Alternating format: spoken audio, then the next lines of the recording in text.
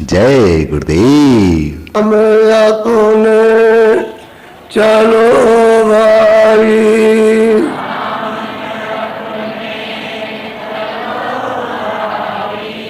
पराए देश क्यों रहना,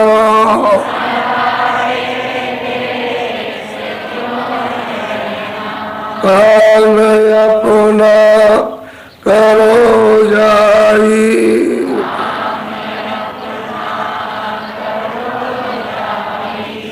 पराए काम नहीं पसना,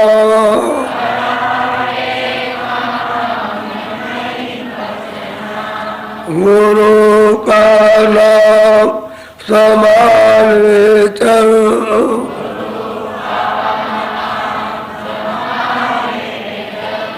यही है दाम गठबंधना,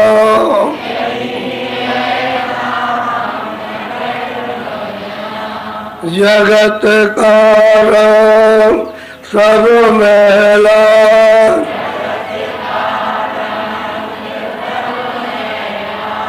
गुलाल मान यह कहना,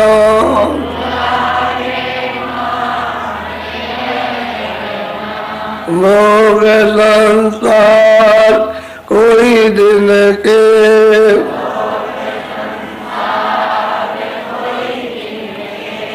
सहज में त्याग ते चलना,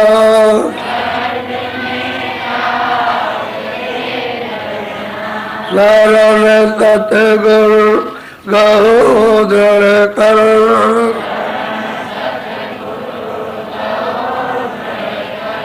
करो यह काम दिल रहना,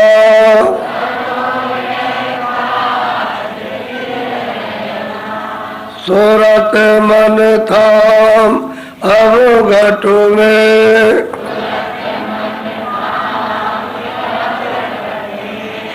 पकड़ दुन ध्यान धर गगना,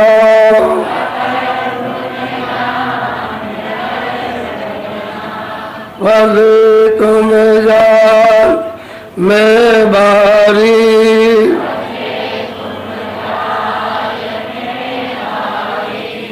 विनायक जो नहीं खुलना,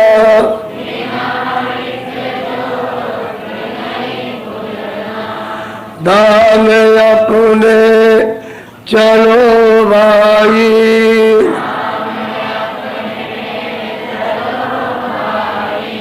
पराए देश नहीं रहना,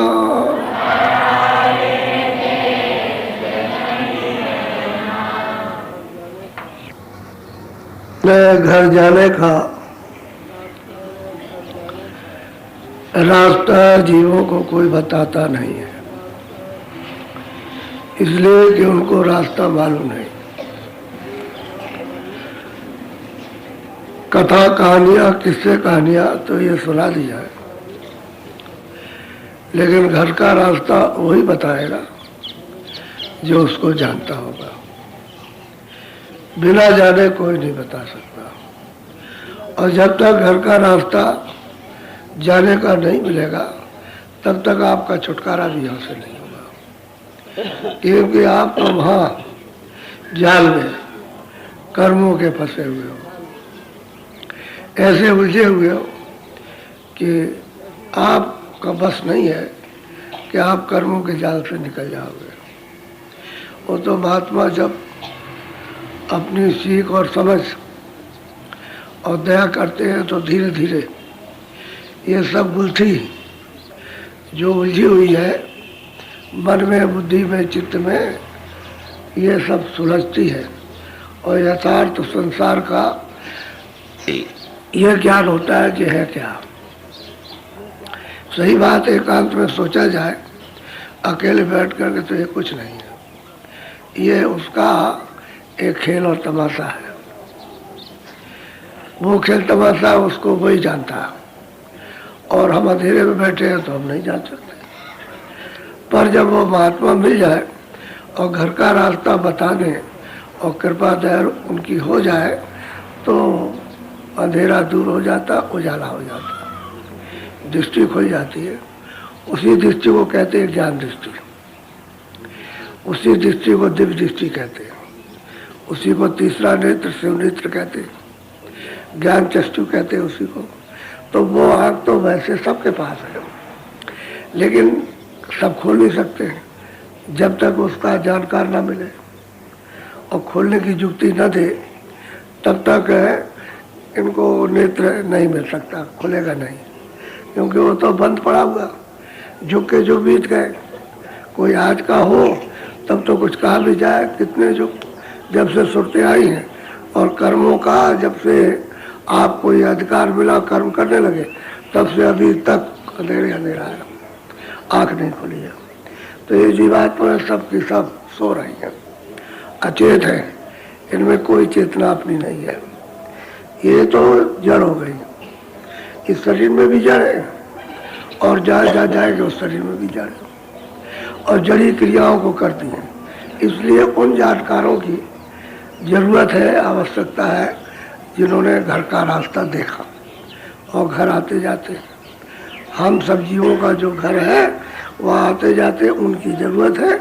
और जब जब महात्मा इधर आए 700 वर्ष के अंदर, सबने यही कहा कि तुम उनकी खोज करो। अपने वक्त में सबने कहा कि खोज करो उन महात्माओं की जो घर का रास्ता जानते हैं, जिन्होंने देखा है।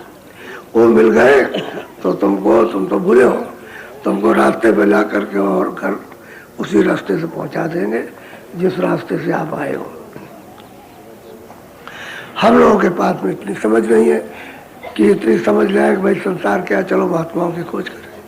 बस ज़्यादा से ज़्यादा आप मथुरा जी आ गए, बहुत ज़्यादा से ज़्यादा आप हरिद्वार चले गए, बहुत ज़्यादा द्वारका रामेश्वरम चले गए, कोई काशी, कोई अयोध्या चला गया और कोई कहीं जंगल में, ऐसा जो जिसका जहाँ हिंदू मुसलमानों का तीर्थ हुआ वहाँ पहुँच गए और वहाँ से बस ये दौड़ाते हो। तो वहाँ भी अंधेरा, यहाँ भी अंधेरा, वहाँ भी सब अंधेरे में रहते हैं और यहाँ भी अंधेरे में रहते हैं। अब रास्ता देखा जिसका है, जिसने रास्ता देखा है वही आपको दिखा सकता है और कोई नहीं दिखा सकता। तो हम लोग ऐसी जगह पहुँच ही नहीं पाते कि जहाँ मतलब यह है कि रास्ता मिले और हम रास्ते में चल के देखते जाए, तब तो ये सब आपका ये भ्रम सब छूट जाएगा। तो कोई बताने वाला तो रह नहीं आता, जो बताने वाले रहते हैं का वो तो ऐसे रहते हैं कि मतलब यह है कि साधारण, क्या उनको कोई पहचान पाए भाई इनके अंदर क्या है, ये किसी को नहीं पहचान पाया। तो एक आया चमार में तो जूते काटता रहा और पूरा महात्मा महापुरुष। ये राजस्थान के राजा रजवाड़े, ये जागीरदार वहाँ जाते रहे काशी मुक्ति को प्राप्त करने के लिए। तो वहाँ काशी में शौहरत हुई। ये एक महात्मा है, जूते काटते हैं लेकिन बहुत पहुँचे हुए महात्मा। तो लोगों को उत्सुकता होती है, चलो भाई काशी आए, काशी में रहते हैं तो जहाँ देखा जाए। तो कह लगे ऐसे मत जाइएगा, नहीं आपकी बदनामी हो जाएगी। कह लगे क्यों? कह लगे लोग कहेंगे कि ये छत्री होकर के और वहाँ हरिजन का चमार का दर्शन करने के लिए गए। तो कह लगे कब जाए, कि अंधेरा हो जाए तब जाइए। रहदार जी वो जानते थे, उनको मालूम था कि कोई आएगा, तो उन्होंने कहा कि अच्छा चलो ठीक है, एक दिया जला लिया, वहाँ बैठे, कुंडी में चमड़ा भीग रहा और बैठे हुए। काम तो उन्होंने अपना सूरज डूबने के पहले ही खत्म कर दिया, फिर वो कोई काम नहीं करते थे, बस है उन्होंने काम किया बस। अब वो जब अंधेरे में आया कि भाई हम महात्मा जी के दर्शन करना चाहते, तो लोगों ने कहा कि भाई वो बैठे हुए, कभी बैठते नहीं थे, सूरज डूबने के पहले ही चले जाते थे। आज पता नहीं वो क्यों बैठे हुए, तो देखो वो बैठे हुए। तो गया तो जा करके उनको ऐसे उसको प्रणाम किया और उनके दर्शन किए, प्रणाम किया। तो उन्होंने कुंडी में जो चमड़ा भीग रहा था उसको लिया, कह लगे ले ये चरणामृत है, ले ले। तो उसने हाथ में ऐसे लिया और रैदास जी ने ऐसे करके ऐसे देखते रहे, उसको ऐसे दे दिया। उसने क्या काम किया कि पिया तो नहीं, तो उसके इधर कपड़े में पड़ा और जो पगड़ी अगड़ी जो बांधे थे कुछ उसमें लग गया। तो चमड़े का मतलब यह कि पानी था तो दाग पड़ गया, दाग लग गया। अब वो दाग लग गया तो जब वापस लौट के गए तो बस वो लेकर के प्रणाम किया और चल दिए। तो ये सोचते गए कि अच्छा हुआ हमारा धर्म बच गया, हमारा धर्म बच गया कि हमने मतलब यह है कि कपड़े में डाल दिया, चलो मतलब यह है कि उनका मान सम्मान से वहाँ गए तो वो दाग लगा हुआ, पगड़ी खराब हो गई, कपड़ा भी खराब हो गया। तो कहा उतारिए उतारिए, जल्दी से उतारिए। उतारा, दूसरे कपड़े बदले। तो कहा अच्छा ये कपड़ा बहुत बढ़िया है, और धोबी को बुला के दे दिया, धोबी को दे दिया। धोबी जा रहा था किसी शादी में, तो अपनी लड़की से कहा कि ये एक राजा आए हुए, उनका ये कपड़ा है, तुम धो करके ले आओ, दाग न रहने पाए। तो लड़की गई धोबिन की, वो गंगा जी के किनारे धोती रही, तो दाग नहीं छूटे। तो बहुत परेशान हो गई, उसने सब कुछ लगाया, दाग नहीं छूटे। उसने क्या काम किया कि उतना ही जितना हिस्सा था उसको ऐड करके मुंह में और दबा करके चूसने लगी, तो दाग छूट गया, दाग छूट गया। और उसका आरक जो था वो उसके मुंह में चला गया। तो जब चला गया तो लड़की जो छोटी थी उसकी आँख खुल गई, तो कुछ का कुछ देखने लगी और कुछ कहने लगी, कुछ देखने लगी। उसी वक्त से घर में आई तो अपनी माँ को उपदेश करने लगी कि ये क्या है, ये कुछ नहीं, ये वो ज्ञान का उपदेश, और तुम ये क्या करती हो।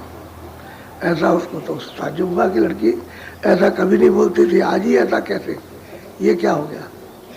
तो उपदेश करने लगी तो धीरे धीरे बात फैली, तो लोग आने लगे उसके पास में, तो उपदेश करे बैठ के। अब उसको तो मतलब यह है कि अब उसको दूसरा ज्ञान हुआ, आत्मज्ञान हुआ, उसको आँख खुल गई। तो जिसकी आँख खुल जाए वो तो परम सौभाग्य उसकी, बड़ी शोहरत हुई। राजा के कान में भी बात गई कि एक लड़की को ज्ञान प्राप्त हो गया। तो उसने कहा भाई चलो देखा जाए, उसको भी देखा जाए।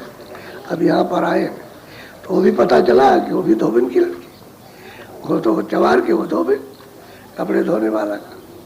तो वहाँ गए, उसके पास में उपदेश करने लगी कि आपकी बड़ी मेहरबानी, बड़ी आपकी कृपा हो गई, आपकी दया हो गई, आपकी वजह से तो मुझको ये ज्ञान प्राप्त हुआ। तो पूछा उसने कि भाई ये तुमको कैसे ज्ञान प्राप्त हुआ। तो बताया कि वो चरणामृत तो मतलब ये आपको दिया गया था, लेकिन आपने उसका तिरस्कार किया, अपमान कर दिया, आपने उसको पिया नहीं और ऊपर डाल दिया। आप तो ये समझते थे कि चमड़ा का पानी है, और ये चमड़े का पानी नहीं था, चरणामृत था, उन्होंने दिया था। तो वो कपड़ा जो आपने धोने को दिया, बाप तो चला गया उधर, हमको दे गया, हमने इसको धोया और मुँह में इसको डाल के कपड़े को चूसा, तो और चला गया हमारी आँख को। ये तुमको न मिलकर, समझ गया, बाप को न मिलकर हमको मिल गया, ये बड़ा सौभाग्य तुम्हारे कारण। अगर तुम वहाँ पी लेते तो तुम्हारा काम हो जाता, तुमने तो उसको पिया नहीं, निरादर कर दिया और चले आए। अब उनको ये बात बड़ी चोट लगी कि एक हम धोबिन को तो ज्ञान प्राप्त हो गया, हम रह गए वैसे ही। तो फिर तैयार होकर के फिर गए तो रैदास जी उस दिन फिर बैठे रह गए, नहीं गए बंद करके, उनका आता होगा फिर तो उसको जवाब तो देना ही है। तो बैठे रहे तो लोगों ने कहा कि भाई वैसे चले जाते थे, वो देखो बैठे हुए दिया जलाए हुए। उनको पहले तो ऐसे प्रणाम किया था, सिर रख करके प्रणाम किया, जमीन पर सिर रख करके प्रणाम किया राजा ने, जमीन पर उनके सामने वो बैठे थे, सिर रखा और प्रणाम किया, और हाथ जोड़ करके खड़ा हुआ। तो चुपचाप बैठे रहे, कुछ नहीं बोले, कुछ नहीं बोले। तो बोला, राजा बोला, कह लगे कि ये हमको दे दीजिए चरणामृत, ये। तो उन्होंने उत्तर दिया कि बेटा अब ये नहीं मिलेगा, अब तो कमाई करनी पड़ेगी। पहले तो दया का था, अब कमाई से पर, अब कमाई करनी पड़ेगी, कमाई, अब मेहनत करनी पड़ेगी। तो महात्माओं का जो ये समझते हैं कि जवार है, ये धोबी है, ये मतलब यही है, ये इस जात का है, इस जात में अगर पड़ गए तो आपको कुछ नहीं मिल सकता। वो कहते हैं जात पात पूछे नहीं कोई, हर का बजे तो हर का हो, वहाँ जात कुछ नहीं होती है, वो तो परम ज्ञान है, वो प्राप्त जिसको हो जाए, मतलब ये है कि वहाँ जात पात क्या चीज़ है, वो जात के बंधन में नहीं कुछ भी। तो असल में लोग जो है वो किसी को जान ही नहीं पाते कि कौन है बगल में, समझ गया, वो तो पुराना लकीर के फकीर। अब घर में कोई पैदा हो गया, किसी को कोई चीज़ मिल गई, समझ गया, उसने प्राप्त कर लिया, तो मतलब पीछे का घर वाला नहीं जान सकता, वो तो यही है। हमारे स्वामी जी महाराज के पास यानी गांव में लोग रहते थे, गांव के लोग नहीं जान सकते, ये कहते थे कि इनके पास दूर दूर के लोग आते हैं, लेकिन पता नहीं क्या दूर के लोग आते हैं, और गांव के लोग वहीं रहे, वो नहीं जा सकते। यानी मैं अपने गुरु जी महाराज की बात बताता हूँ कि उनके पास और लोग बाहर के आए, वहाँ आए, 2 दिन रहे, 4 दिन रहे, और रह करके सत्संग सुने, और मतलब ये सब हो और चले जाओ, और गाँव के लोग कुछ नहीं जाने, वो अंधेरे में रह गए। तो असल में बात यह है कि नहीं जान सकते, किसी को मालूम नहीं हो सकता है कि कौन है। तो जो पास का रहने वाला उससे नहीं तो दूर के आप कैसे जान लेंगे, जिसको आपने पहले कभी नहीं देखा। इसलिए सत्संग खोज करते रहोगे, और तीर्थ पे जा करके यही खोज करना चाहिए, और कोई खोज नहीं, स्नान नहीं है, नहीं भाई कोई मिल जाए, और सत्संग वगैरह को दूसरा कोई जल नहीं है, सत्संग ही जल है, वही सत्संग ही साफ करेगा।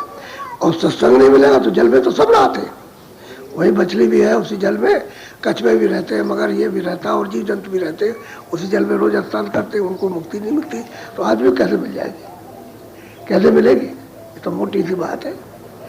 जब उनको नहीं मिल रही है, उसी में रह रहे हैं 24 घंटे, आप तो फिर कभी कभी जाते हैं, तो आपने समझ लिया कि इस जल से मुझको मुक्ति मिल जाएगी, और ये कहाँ रह जाएंगे, उनको नहीं मिलती बेचारों। तो जल से नहीं, वो महापुरुषों के पास जल है, उनके पास में अमृत जल है, उससे लोगों को मिलती छुटकारा होता है।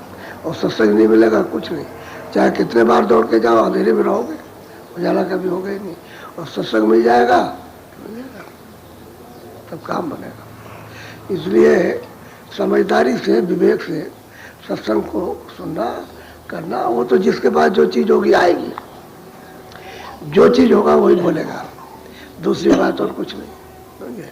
और जिधर जाता होगा उधर ही ले जाएगा, सीधी बात यह है। और जिधर नहीं जाता उधर कैसे बगैर अनजाने ले जाएगा। जो तो संसार में जो फंसाने वाले खुद फंसे उसी में फंसा देते, अब उसी में वो भी फंसे, उसी में आपको फंसे।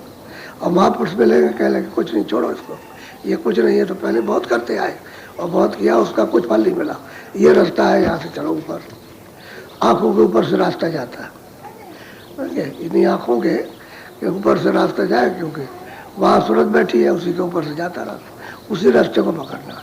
तो वहाँ उस रास्ते पर नाम आ रहा, आवाज़ आ रही है, बाजा बज रहा वहाँ ले जाने के लिए, उस बाजे को, उस नाम को, उस शब्द को, उस आवाज़ को सुनो, पकड़ो और चल पड़ो, तो जल्दी जाने वाला।